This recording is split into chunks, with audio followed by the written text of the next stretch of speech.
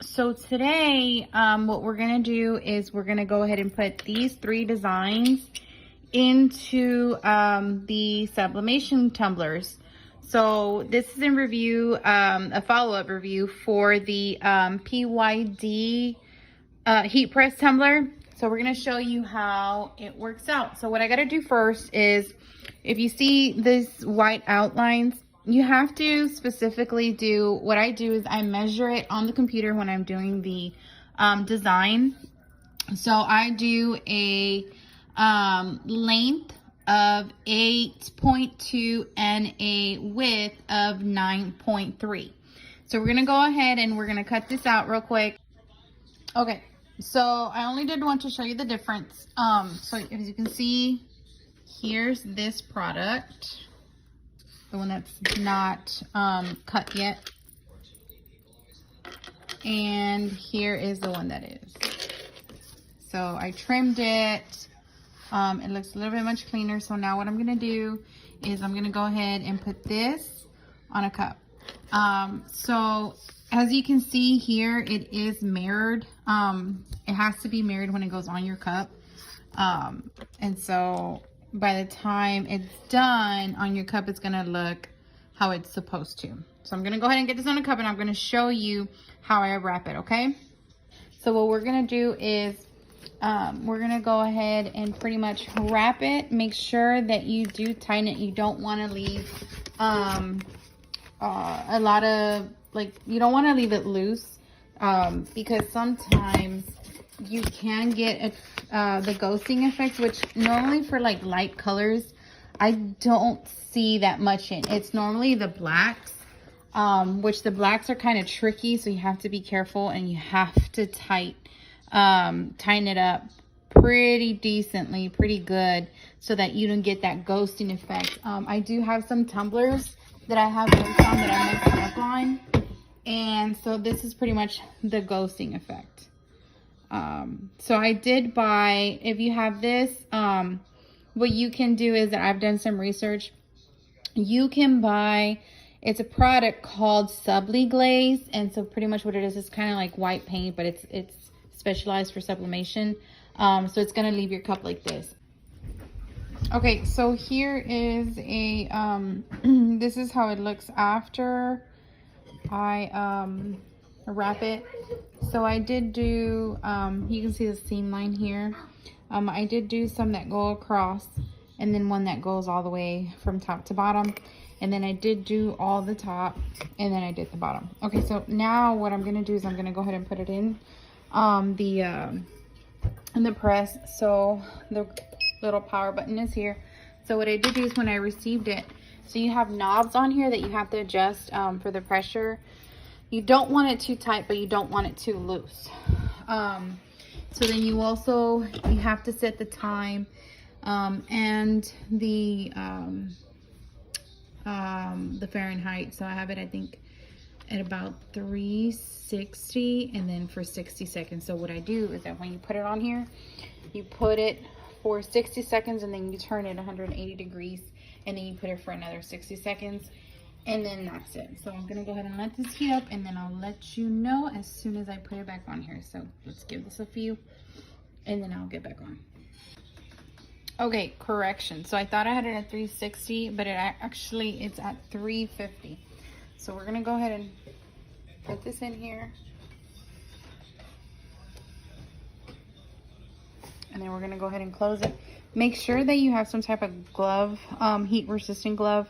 That way, whenever it's time for you to turn it or for you to take it out, you don't burn yourself. I bought these at Amazon. I believe it was about $9, maybe $10, and it is a set. So we're, just waiting. It's counting down. Then I have it here. So when I turn it, 180, the way that I am able to determine is based off of that heat resistant tape. So obviously it'll go on the other side. So we're gonna go ahead, and then obviously once you open it, it does go back down because of the air in the house, but it does go back up, so that's a good thing. It's pretty fast. It's really neat.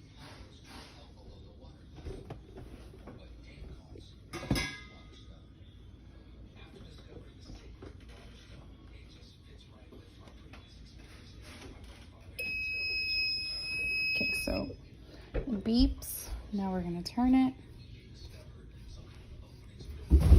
Stick it back on there. Sorry, my kid's in the background. And give it another 60 seconds. All right, so I will come back on once it's done and I'll show you the end result. Okay, so we're done.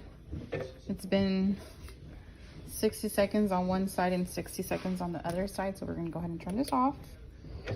And then just give it a couple of seconds and let's cool down a little bit.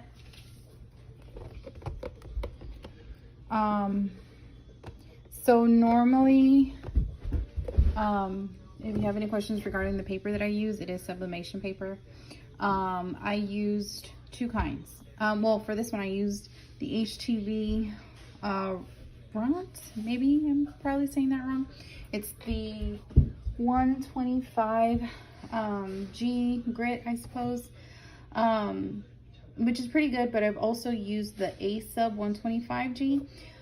It's pretty good. I don't have any complaints on them. Currently, I have the Hippo sublimation ink, which is really good as long as you have your settings correctly. Your colors should be pretty vibrant. So, I'm trying to find a way to, something to hold this on. Sorry about that. Maybe this will be fine.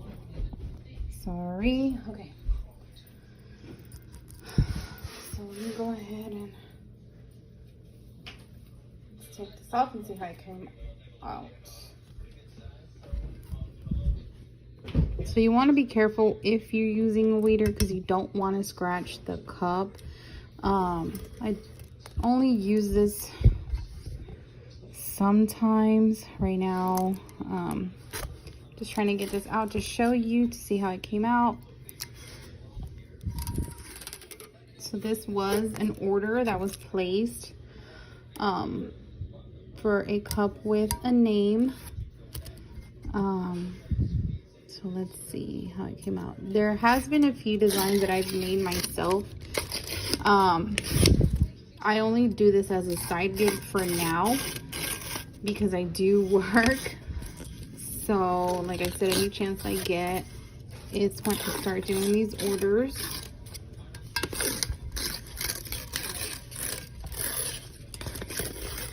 All right, so here we go.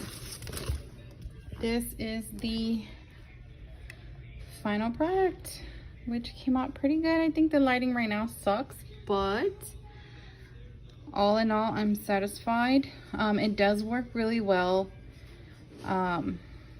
So you can see the seam lines. Some of them you can see them, some of them don't, depending on the design that you have. But this is really pretty. All right, guys, if you have any questions, like I said, I've only been doing this for a couple of months. I started back in December. Actually, I started with a Cricut, and then I searched it up and I started getting into sublimations. I don't do dark colors, so if anybody has any tips and tricks regarding dark colors on here, I've done a few, but they ghost. So my dark colors, I do stick to the oven. But if y'all know any tips and tricks, let me know down in the comments. All right, guys, remember to subscribe, like, and hit the bell notifications for any notifications, whether it's tumblers or anything that has to do with the lawn or any reviews. Let me know. And if you have any questions, tips, or tricks, please leave them in the comments. Thanks.